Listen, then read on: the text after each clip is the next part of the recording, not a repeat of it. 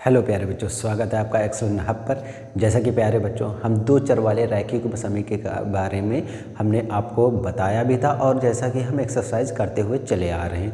तो previous class में हमने क्या देखा था प्यारे बच्चों के 3E एक्सरसाइज जो हमारी डिपेंडेबल थी वो थी विलोपन विधि से, और कुछ पॉइंट्स ऐसे थे कि उनको हम विलोपन विधि बनाने से पहले कुछ मानकर हल किए। ठीक है, तो आशा करता हूँ कि वो चीज़ें आपको समझ में आई होंगी। ठीक है, और आपने 3 एक्सरसाइज के कई क्वेश्चंस किए भी होंगे।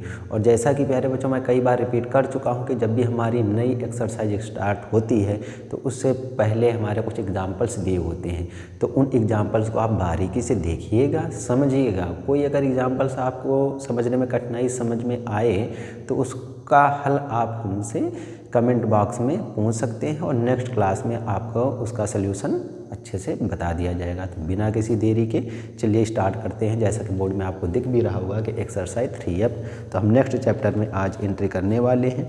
और फिर मैं यही कहूँगा कि आप एग्जाम्पल्स पर गौर करिएगा। ठीक है, और इसमें प्यारे बच्चों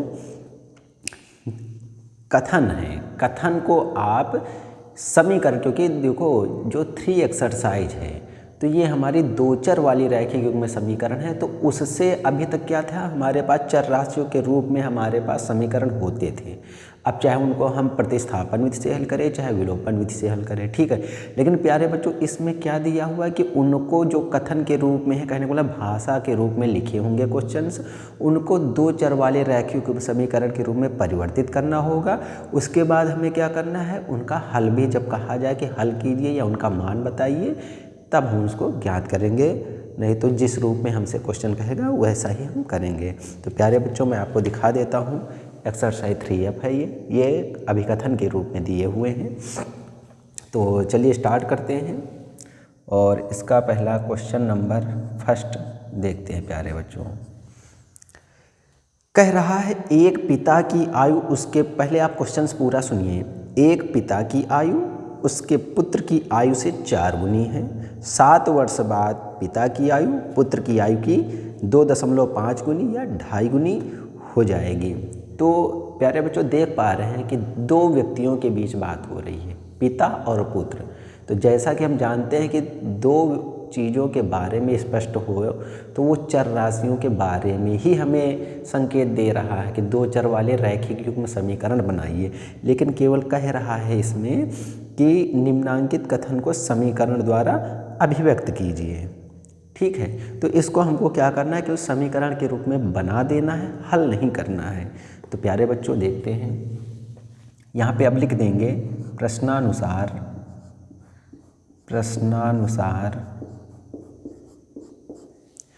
क्या लिखेंगे, माना पिता की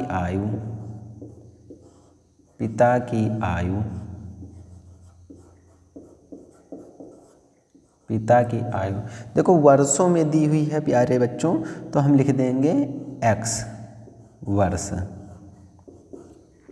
ठीक है, और पुत्र की आयु को हम y मान लें। ठीक है प्यारे बच्चों, अब केवल आपको प्रश्नानुसार मान लिया है। ठीक है, या अब इसमें हम क्या करेंगे, अतः क्वेश्चन देखो हमारा जो दिया उसमें हम क्या बनाएगा, एक पिता की आयु, तो पिता की आयु x, या ये प्रश्नानुसार जो है प्यारे बच्चों यहाँ पे अब लिख देना, माना ये, इसके बाद प्रश्नानुसार यहाँ पे लिख देना। ठीक है, कोई वहाँ भी लिखा रहेगा, कोई दिक्कत नहीं है। एक पिता की आयु, तो पिता की आयु x, कह रहा उसके पुत्र की आयु से, तो पुत्र की आयु कितनी है, y से 4 गुनी है। तो 4 गुना कौन है, ये है ना 4 गुना, लेकिन बराबर करने के लिए उसका 4 गुना करना पड़ेगा। कैसे, जैसे कि पिता की आयु थोड़ी देर के लिए हम मान रहे हैं प्यारे बच्चों 64 है, तो पुत्र की आयु को 16 करना पड़ेगा, क्योंकि 16 चौके 64 होता है। तो वही कह रहा है कि पिता की जो आयु है पुत्र की आयु की 4 गुनी है। तो 4 गुना ये है, लेकिन इसको बराबर करने के लिए हम उधर गुणा करेंगे। ठीक है, तो ये हो गया। तो ये हमारा समीकरण बन गया x बराबर 4y। ठीक, दूसरा कह रहा है 7 वर्ष बाद। अब देखो बाद कह रहा है तो योग करेंगे और पूर्व कहेगा तो घटाएंगे। तो 7 वर्ष बाद पिता की आयु, तो पिता की आयु x है 7 वर्ष बाद, और पुत्र की कितनी हो जाएगी 7 वर्ष के बाद, उसमें भी 7 जुड़ जाएगा, ये हो जाएगा।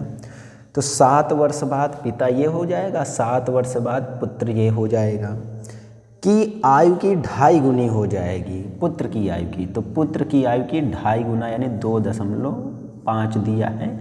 अब बराबर कर देंगे इसको, बस इतना ही है। इसको समीकरण के रूप में आपको व्यक्त कर देना है। तो कितना हो जाएगा x + 7 इक्वल। अब प्यारे बच्चों अगर हम देखें तो देखो अभी सोल्यूशन तो करना नहीं, तो इसी रूप में हम करे दे रहे हैं। ठीक है, 2.5 का y में गुणा करेंगे तो 2.5 y और 25, हमने कहा था आपको कम से कम 25 तक का टेबल आना चाहिए। तो 25 × 175, तो 175 हो गया, और 1 अंक के बाद दशमलव है तो 1 अंक के बाद दशमलव लगा देंगे।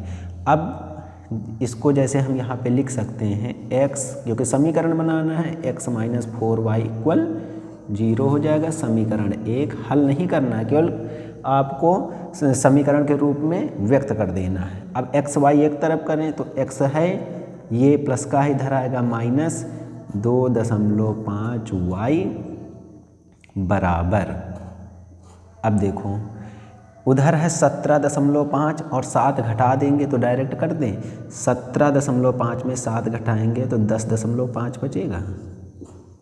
समीकरण सेकंड, बस यही हो गया प्यारे बच्चों, यही आपका आंसर हो गया। क्योंकि इसको हल नहीं करना है, केवल अभिव्यक्त करना था। हल करने की बात होती तो मैं आपको यही बता दूं कि जब भी दशमलव रूट की संख्याएं आती हैं तो आप घबराने लगते हैं प्यारे बच्चों। तो कुछ भी नहीं करना है, 2.5 दिख रहा है, हम जानते कि इसको हम 5/2 लिख सकते हैं। लेकिन कैसे, आप 2.5/1 होता ही है, 1 अंक के बाद दशमलव है तो 1 0 बढ़ा लेंगे, ये दशमलव हट गया। 5 × 25, 5 दूनी 10। एक ही अंक या एक ही संख्या से आप दोनों को विभाजित करेंगे, ये नहीं कि इसको 5 से करें इसको 2 से, क्योंकि हमें HCF से मतलब होता है। ये हम पहले की कक्षाओं में पढ़ चुके हैं। तो 5/2 आ गया। तो दशमलव और रूट की संख्या परेशान करती हैं, तो सबसे पहले उसको आप क्या बना सकते हैं इस पर गौर कर लीजिएगा। ठीक है, हल नहीं करना था तो इसको ऐसे ही व्यक्त कर देना है। ठीक है, तो 2 चर ही तो हुए देखो प्यारे बच्चों, x और y। तो जब भी 2 व्यक्तियों या 2 वस्तुओं के बीच की बात होगी तो समझ जाना कि वहाँ पे 2 चर वाले रैखिक समीकरण की ही चर्चा हो रही है। तो ये हमने आपको बता दिया है। ठीक है, देखो 4 गुना कौन है पुत्र। कई बच्चों के मन में आ रहा होगा कि सर यहाँ पे 4 से गुणा करना चाहिए, लेकिन हमको बराबर करना है ना। जैसे भी बताया था 64 बराबर 16 × 4 बराबर करना है हमको।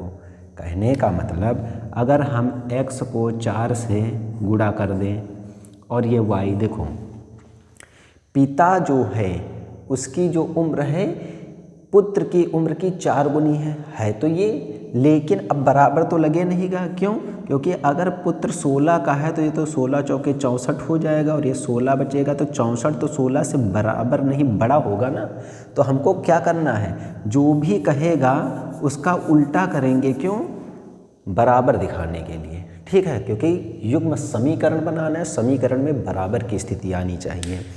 तो आशा करता हूँ प्यारे बच्चों आपको यह चीज़ समझ में आई होगी। चलते हैं अगले क्वेश्चन में।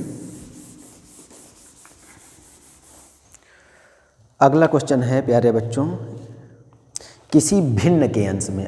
फिर आप समझ गए, भिन्न से ही आप समझ गए। भिन्न में क्या होता है, अंश बटा हर। अंश को क्या मानेंगे x, हर को क्या मानेंगे y। बस समझ में आ गया। देखते हैं। लेकिन प्यारे बच्चों मैं आपको दूसरा क्वेश्चन ना बता के तीसरा बता रहा हूँ। क्यों? क्योंकि भिन्न के ही क्वेश्चंस हैं दोनों, और क्वेश्चन नंबर जो 2 है जो मैं आपको बताने जा रहा था नहीं बताऊँगा, उसमें केवल ऐसे ही समीकरण के रूप में बता के छोड़ देना है, हल नहीं कह रहा है, यानी भिन्न का मान नहीं पूछ रहा है। लेकिन 3rd नंबर जो क्वेश्चंस है उसमें नहीं, 4 नंबर तो 4 नंबर मैं आपको बताऊंगा, उससे पहले मैं आपको बता रहा हूँ क्वेश्चन नंबर 3। तो देखते हैं क्वेश्चन नंबर 3। कह रहा है 2 संख्याओं का योग 64 है, उनमें एक संख्या दूसरी संख्या की 3 गुनी है, संख्याएं ज्ञात कीजिए। 2 संख्याओं का योग, ठीक है। तो प्यारे बच्चों, 2 वस्तुओं या व्यक्तियों संख्याओं के बीच की बात आ रही है, लेकिन अगर हमारे पास जैसे कहा जाए कि सोहन और मोहन, 2 हम व्यक्तियों के नाम आपको बता रहे हैं समझने के लिए। सोहन और मोहन 2 बच्चों के पास कुल मिलाकर 50 रुपये हैं। कुल मिलाकर मान लिया सोहन को S मान लिया, मोहन को M मान लिया, और दोनों को मिला के 50 रुपये हैं। अब क्या कहा जाए कि सोहन के पास अगर 12 रुपये हैं तो मोहन के पास कितने होंगे? आप 12 इसमें घटा देंगे ना, यानी एक के पास 12 हैं तो दूसरे के पास 50 माइनस 12 होंगे। समझिएगा, तो हम वही स्थिति यहाँ लाने वाले हैं कि आपको चीज़ों को आसान बनाना है, मुश्किल नहीं बनाना है। जब आप समझेंगे, अभी तो आपके लिए नया है, लेकिन जब आप समझ जाएंगे तब आपको आगे कठिनाई नहीं होगी, ठीक है। तो हम मानते हैं प्रश्नानुसार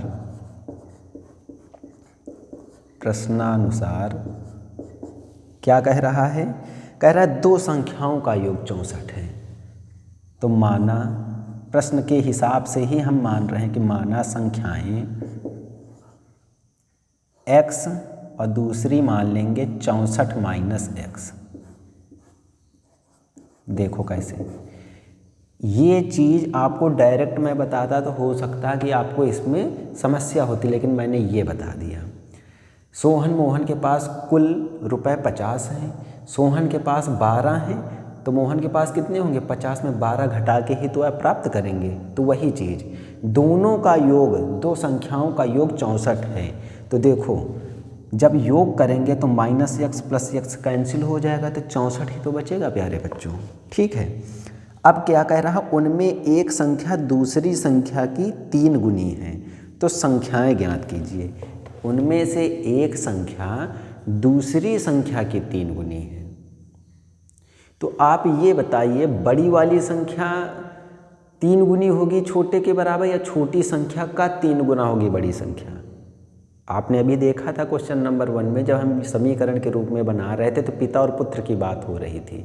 तो पुत्र छोटा है ना, पुत्र छोटा है क्योंकि वो पिता की संतान है, तो पुत्र की आयु कम आई थी। तो वैसा ही यहाँ भी करेंगे, जो कम है उसका 3 गुना ये होगा, क्योंकि देखो ये क्या कह रहा है कि x है, ठीक है, और ये 64 माइनस x है। या एक काम ये भी कर सकते हैं कि x में तो ये घट नहीं रहा है, अगर x में घटता तो क्या होता है? संख्या छोटी हो सकती है। तो आप ऐसे भी हल कर लें। क्या करना है इसमें? एक संख्या दूसरी संख्या की 3 गुनी है। तो प्यारे बच्चों, चूंकि दिया है ना, संख्या 3 गुनी है दूसरी संख्या की 64 माइनस x से। अब देखो प्यारे बच्चों, गुणा कराओ, इसलिए 3x बराबर 64 माइनस का x, ये माइनस x इधर आएगा, प्लस x हो जाएगा, तो 3x प्लस x 4x हो जाएगा, इक्वल 64। ये गुणा में है, भाग में जाएगा, तो 16 बचेगा। तो x का मान आ गया 16, और यहाँ पे 16 हम घटा देंगे, ये आ गई हमारी पहली संख्या 16। और दूसरी कैसे निकालेंगे? दूसरी आप देख पा रहे हैं, 64 माइनस x है, तो x का मान रख दो, तो 64 में 16 घटाएंगे तो 48 आ जाएगा। अब प्यारे बच्चों देखो, अतः संख्याएं देखो क्या हो जाएंगी, 16 कामा 48, जिस क्रम में आप माने। देखो दोनों का योग देखो, पहले कह रहा है ना कि दोनों संख्याओं का योग 64 होना चाहिए, तो 48 16 का योग करेंगे 64 आ रहा है, ठीक है। फिर क्या कह रहा है कि एक संख्या दूसरे की 3 गुनी है, तो 16 ત્યાં 48 बराबर 48 हो जाएगा, एक संख्या दूसरे की 3 गुनी। तो आशा करता हूँ ये समझ में आ गया होगा। कई बच्चों के मन में आ रहा होगा एक्स वाई के रूप में, तो उसमें भी दिक्कत होने वाली नहीं है। आप क्या करेंगे, दो संख्याएं मैं थोड़ी सी स्थिति बता दे रहा हूँ। पहली संख्या एक्स मानेंगे, दूसरी संख्या वाई मानेंगे, दोनों का योग 64 करेंगे। ये हो गया, ठीक है। ये समीकरण 1 बन जाएगा। फिर क्या हो गया, एक संख्या दूसरी संख्या की 3 गुनी है। अब x बराबर 3y हो गया। इस x की जगह 3y रखेंगे प्यारे बच्चों, तो 3y और y 4y, और 4 गुणा में भाग में जाएगा 16 आ जाएगा ना मान। और फिर उस 16 का मान यहाँ रख देंगे, 16 48। प्यारे बच्चों वैसे भी आ सकता है, लेकिन हमें चीज़ों को मुश्किल नहीं आसान बनाना है, ठीक है। हो सकता है XY में आपको दिक्कत हो, और अगर नहीं दिक्कत है तो प्यारे बच्चों हम ये सेकंड स्थिति है, जो भी स्थिति आपको समझ में आए, और ये हम फर्स्ट स्थिति, दोनों हम आपको बता दिए हैं, ठीक है। क्योंकि दो चीज़ों के बीच में अगर बात हो रही है तो वो कहीं ना कहीं दो चर वाला रैखिक समीकरण युग्म की बात कर रहा है फिलहाल अभी के लिए, ठीक है। तो दो संख्याओं का योग, पहली संख्या x माना, दूसरी संख्या y माना, इनका योग 64 हो गया। एक संख्या दूसरी संख्या की 3 गुनी है, तो ये हो गया x बराबर 3y। और जब x का मान निकाल के रखते हैं तो y की वैल्यू निकलती है। जब y का मान निकल आएगा तो यहाँ पे रख देंगे तो x का मान निकल आएगा, ठीक है। अब 2 नंबर नहीं बताया हमने, क्योंकि भिन्न को केवल हमको समीकरण के रूप में बनाना था, लेकिन 4 नंबर में हमें भिन्न का मान पूछ रहा है, तो एक साथ 2 काम हो जाएंगे ना, समीकरण भी बन जाएगा और भिन्न भी प्राप्त हो जाएगी। तो इसलिए हम क्या करेंगे, क्वेश्चन नंबर 2 ना देख के हम 4 देखेंगे, क्वेश्चन नंबर 4। और प्यारे बच्चों फिर वही बात, भिन्न आ गया तो भिन्न में आप जानते हैं कि अंश बटे हर होता है। फिर 2 चीज़ों के बारे में बात, तो अंश को x मान लिया और हर को y मान लेंगे। तो लिख देंगे यहाँ पे माना भिन्न बराबर x बटे y, ठीक है। अब देखो कह क्या रहा है, मैं पढ़ता भी जाऊँगा और उसी को लिखता भी जाऊँगा, ठीक है। कह रहा है यदि हम अंश में 1 जोड़ दें, अब प्रश्न में देखो दिया है ये, तो यहाँ लिख देंगे प्रश्नानुसार, यदि हम अंश में 1 जोड़ दें, तो अंश है x, इसमें 1 जोड़ दें, ठीक है, तथा हर में से 1 घटा दें, हर कितना है y, इसमें से 1 घटा दें, तो भिन्न 1 में बदल जाती है, इसका मान 1 हो जाता है, ठीक है। अब क्या करेंगे प्यारे बच्चों, इसको समीकरण में बना लें। इसके नीचे 1 मानेंगे, तिर्यक गुणा करेंगे, 1 से गुणा करेंगे वही हो जाएगा x + 1 बराबर y - 1। y इधर लाएंगे तो माइनस का हो जाएगा, +1 उधर जाएगा, -1 और -1 जुड़कर वही हो जाएगा, लेकिन चिन्ह वही रहेगा, समीकरण 1 हो गया, ठीक है। दूसरी बार क्या कह रहा है, यदि हर में 1 जोड़ दें, x बटे y हर में 1 जोड़ दिया जाए, तो हर कितना है y, और y में 1 जोड़ दें तो यह 1/2 हो जाती है। इस बार अंश के लिए कुछ भी नहीं कहा गया है, ये बात कही गई है। यहाँ आप लिख सकते हैं प्रश्नानुसार, ये फर्स्ट कंडीशन है और ये सेकंड कंडीशन है, या ऐसे भी लिख सकते हैं। क्या कह रहा है कि जो भिन्न है उसके हर में 1 जोड़ें तो भिन्न का मान 1/2 हो जाता है। तिर्यक गुणा करेंगे तो 2x बराबर 1 से गुणा करेंगे वही हो जाएगा। फिर वही बात, अचर पद एक तरफ और चर पद एक तरफ, तो 2x - y = 1 समीकरण सेकेंड हो गया। और समीकरण आप नीचे लिखेंगे, समीकरण 1 व 2 से इनको हल करेंगे प्यारे बच्चों, क्या हो जाएगा, x - y बराबर -2, और ये हो गया 2x - y = 1। प्यारे बच्चों स्थिति क्या समझ में आ रही है, गुणांक बराबर होने चाहिए। तो देख रहे हैं y के गुणांक बराबर हैं, लेकिन यहाँ माइनस है, यहाँ भी माइनस है, किसी एक को प्लस करना पड़ेगा। तो यहाँ हम कर देंगे घटाने पर, माइनस करने पर, तो प्लस वाला माइनस, ये माइनस वाला प्लस, ये प्लस में है तो माइनस। अब ये प्लस माइनस में समान चीज़ लिखी है तो कट जाएगी। कौन बड़ा है, यहाँ तो 1 है, यहाँ 2, तो 2 बड़ा है तो 2 के आगे का चिन्ह है। अब x में 2x घटाना था तो उल्टा कर लो, 2x में x घटाओ तो 1x, और 1 तो गुणा में होता ही है तो x आ गया। माइनस माइनस जुड़ेगा लेकिन चिन्ह वही रहेगा, 2 1 3, तो x का मान ये माइनस माइनस कट जाएगा तो 3 आ जाएगा। अब प्यारे बच्चों इस x का मान 3 कहाँ पे रख दो, यहाँ पे रखो चाहे यहाँ पे रखो, आपको y मिल जाएगा। तो x बराबर 3 समीकरण 1 में ही रख दो, समीकरण 1 में रखने पर तो प्यारे बच्चों कितना हो जाएगा, 3 माइनस वाई बराबर -2। अब देखो माइनस का y है, इसको पड़ा रहने दो चाहे यहीं पे, ये प्लस का 3 है उधर जाएगा -3 और -2 जुड़ेगा लेकिन चिन्ह वही होगा -5, और ये माइनस माइनस कट जाएगा तो y का मान 5 हो गया। अतः भिन्न हमने क्या मानी थी, भिन्न जो मानी है वैसे ही हम लिखेंगे। भिन्न क्या मानी थी, x बटे y, तो x का मान निकल के आया 3, y का मान निकल के आया 5, तो प्यारे बच्चों भिन्न हो गई हमारी 3/5। अब देखो संतुष्ट हैं कि नहीं, पहले कंडीशन लगा के देखें। भिन्न क्या थी, x बटे y, हमने क्या निकाली 3/5। क्या कह रहा है, ऊपर 1 जोड़ दें नीचे 1 घटा दें तो मान 1 आना चाहिए, तो 3 1 4 और 5 में 1 गया 4, 4/4 1 ही प्राप्त होगा। इसके हिसाब से चलें, x 3 है, y कितना है 5, 1 जोड़ दें तो 5 1 6 और 3 दूनी 6, तो 1/2 सही है। भिन्न का मान 3/5 प्राप्त होगा। इसी तरीके से प्यारे बच्चों आपको क्वेश्चन नंबर 5 भिन्न का है वही ज्ञात करना है। 6 नंबर भी यही है, 7 नंबर है जैसा कि मैंने आपको क्वेश्चन नंबर 3 बताया है वही चीज़ है, ठीक है। 7 नंबर वही है जो मैंने क्वेश्चन नंबर 3 आपको बताया, 2 संख्याओं का योग 64, यहाँ अंतर का मतलब घटाना होता है, ठीक है। और इसके बाद 8 नंबर की ओर बढ़ते हैं हम।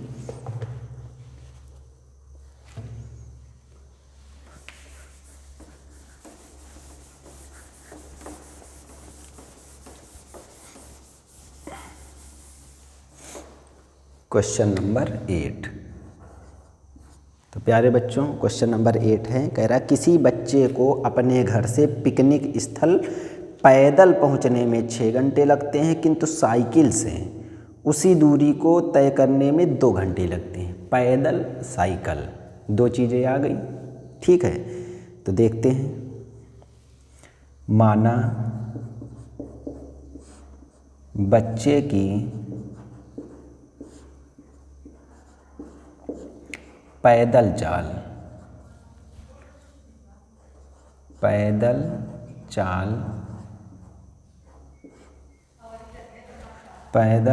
हम मान ले रहे हैं प्यारे बच्चों, ये है हमारे पास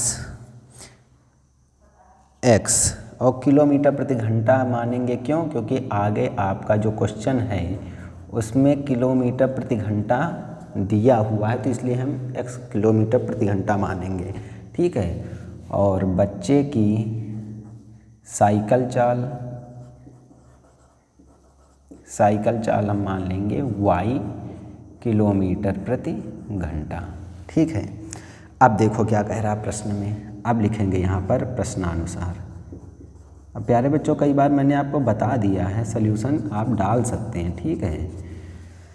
अब देखो क्या कह रहा है, किसी बच्चे को अपने घर से पिकनिक स्थल, देखो ये बच्चे का घर है, आपको बनाना नहीं, मैं समझाने के लिए बता रहा हूँ, ये है पिकनिक स्पॉट, ठीक है।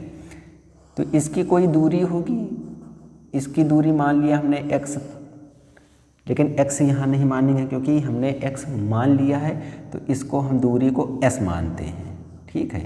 या दूरी को डिस्टेंस बोलते हैं तो कैपिटल D मान सकते हैं। पैदल पहुंचने में 6 घंटे लगते हैं, तो चाल बराबर एक फार्मूला आप लिख लेना, चाल बराबर दूरी बटा समय, ठीक है, दूरी बटे समय। यहाँ पे एक चीज़ और लिख लेना, घर से पिकनिक स्थल की दूरी बराबर s। ठीक है, अगर s नहीं मानना है तो प्यारे बच्चों आप कैपिटल D मान लें, डिस्टेंस होता है दूरी, D मान लें। ठीक, अब आपके मन में आ रहा होगा इस बार 3 चर राशियाँ हो गई, नहीं, बात तो हमको चाल की करनी है ना, पैदल और साइकिल, ये चीज़ हम मान जरूर रहे हैं, लेकिन ये हमारे लिए अचर राशि है। क्यों? घर से पिकनिक की दूरी वही होगी और पिकनिक से घर की दूरी बदल नहीं जाएगी, वही रहेगी। लेकिन पैदल चाल, आदमी पैदल चलेगा तो धीरे चलता है, लेकिन साइकिल से कुछ तो स्पीड बढ़ ही जाती है। ठीक है, तो अब देखते हैं, कह रहा है कि घर से पिकनिक स्थल पैदल पहुंचने में 6 घंटे लगते हैं। तो ये फार्मूला, चाल बराबर दूरी बटे समय, पैदल चलने में, तो पैदल चल रहा है तो x है चाल बच्चे की, पैदल चल रहा है तो बच्चे की चाल x है, तो चाल बराबर दूरी हमने मानी है d, और समय क्या कह रहा है, 6 घंटे लगता है, 6 घंटे हमने मान लिया इसको। ठीक है, तो यहाँ से तिर्यक गुणा कर ले तो 6x बराबर d मिल गया है, इसको हम समीकरण 1 मान लें अभी फिलहाल के लिए। ठीक है, चाल बराबर दूरी बटे समय हमने लिखवा दिया, इसको आप नोट कर लेंगे। ठीक है, अब देखो यहाँ से 2 और फार्मूले निकलेंगे। अगर दूरी कहा जाए तो दूरी को रोक लेंगे तो क्या हो जाएगा ये भाग में गुणा में चला जाएगा, चाल गुणा समय हो जाएगा। फिर अगर समय पूछा जाए तो देखो समय कहाँ है, भाग में, इसको यहाँ भेजेंगे तो ये आ जाएगा गुणा में समय, और ये चाल गुणा में था, भाग में आ जाएगा, तो क्या हो जाएगा, दूरी बटे चाल। तो आपको ये बात समझ में आ गई होगी। ठीक है अब क्या कह रहा है, किंतु वह साइकिल से उसी दूरी को 2 घंटे में तय करता है। उसी दूरी को, दूरी वही है d, ठीक है, साइकिल से, तो साइकिल की दूरी क्या थी, y, तो चाल बराबर दूरी बटे समय, कितने में, 2 घंटे में। तो यहाँ से मान निकालें 2y बराबर d, इसको माने समीकरण हम अभी फिलहाल 2 मान रहे हैं। कह रहा है यदि उसकी साइकिल की औसत चाल पैदल चाल से 7 किलोमीटर प्रति घंटा अधिक है। ठीक है, साइकिल की औसत चाल, तो साइकिल की क्या है, y, तो y बराबर पैदल चाल कितनी है, x, से 7 किलोमीटर प्रति घंटा अधिक, अधिक का मतलब योग करेंगे। तो कह रहा है पैदल चाल और साइकिल चाल बताइए, यानी हमको x और y के मान ही ज्ञात करने हैं। तो देखो प्यारे बच्चों कैसे करेंगे, देख पा रहे हैं ये दिया है, यहाँ पे लिख सकते हैं आप, दिया है, सॉरी प्यारे बच्चों इंक पता नहीं हमने कहाँ रख दी, चलो मैं कल इसकी व्यवस्था कर लूँगा, आप आज इसको देख लीजिए, फ़िलहाल आपको विजिबल ज़रूर हो रहा होगा। अब क्या करेंगे, ये तो दिया है कि साइकिल की औसत चाल पैदल चाल से 7 किलोमीटर पर घंटा अधिक है। समीकरण 1 और 2 आप नीचे लिखेंगे, मैं यहाँ लिख रहा हूँ, समीकरण 1 व 2 से क्या देख पा रहे हैं, एक पक्ष बराबर है d और d, तो दूसरे पक्ष बराबर हो जाएंगे, तो 6x बराबर 2y, अब 2 ત્યાં 6 गुणा में इसलिए कैंसिल हुए हैं, प्लस माइनस में नहीं, तो y का मान कितना हो जाएगा, 3x, चाहे ये 3x बराबर y लिखो, चाहे y बराबर 3x, क्योंकि बराबर लगा है ना। अब y बराबर 3x प्यारे बच्चों यहाँ पे हम रख दें, ठीक है, तो देखते हैं क्या हो जाएगा, इसको मान लेंगे हम समीकरण 3, y बराबर 3x, तो y बराबर 3x समीकरण 3 में रखने पर, 3 में आप रख देंगे, तो 3x बराबर x प्लस 7, प्यारे बच्चों ये प्लस का इधर आएगा माइनस का हो जाएगा, तो 2x बराबर 7, और x का मान 7/2, 2 से डिवाइड करेंगे तो 2 ત્યાં 6, 1 बचेगा, दशमलव लगाएंगे, उस 1 को 0 बढ़ा के 10 हो गया, 2 पंचे 10। तो प्यारे बच्चों x क्या थी, पैदल चाल, तो पैदल चाल कितनी आई, पैदल चाल आई प्यारे बच्चों 3.5 और किलोमीटर प्रति घंटा। अब साइकिल की चाल देखेंगे क्या होगी। तो साइकिल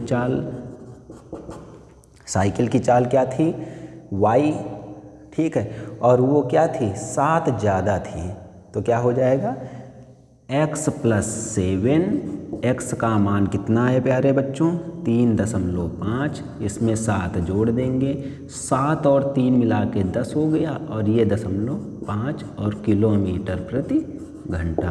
तो प्यारे बच्चों आशा करता हूँ आपको ये बात समझ में आई होगी, ठीक है। और आज हमने एक और फार्मूला देखा, चाल बराबर दूरी बटे समय। वहाँ से 2 और फार्मूले निकले, दूरी का मान निकालना होगा तो इसको रोक लेंगे, ये भाग में है तो गुणा में चला आया। समय जब निकालना होगा तो समय भाग में है तो गुणा में आएगा, और चाल चला जाएगा भाग में, ठीक है। और ये स्थिति आपके सामने है प्यारे बच्चों। आशा करता हूँ प्यारे बच्चों आपको आज की क्लास पसंद आई होगी, और कुछ चीज़ें हो सकती हैं आज आपकी क्लास में थोड़ा सा समझने में मुश्किल हुई होंगी। क्यों? क्योंकि अभी तक हमको चर वाले समीकरण दिए रहते थे और x y के मान, हम चर राशियों के मान आसानी से ज्ञात कर लेते थे, चाहे हम विलोपन विधि से करें, चाहे प्रतिस्थापन विधि से करें, चाहे कुछ मानकर उनको विलोपन के रूप में हल करने पर प्राप्त करें। लेकिन यहाँ क्या था, हमको भाषा के रूप में दिया हुआ है, तो उस भाषा क्रम को हमको पहले युगपत या युग्म समीकरण चर राशियों के रूप में व्यक्त करना है, तब उनको हल करना है। लेकिन चीज़ें अगर आपको समझ में आई होंगी तो इतनी कठिनाई भी नहीं होगी हल करने में, ठीक है। तो प्यारे बच्चों आज की क्लास को यहीं पे समाप्त करते हैं, और आप लोग स्वस्थ रहिए, मस्त रहिए, अपनी पढ़ाई को इसी तरीके जारी रखिए। जय हिंद, जय भारत। थैंक यू प्यारे बच्चों।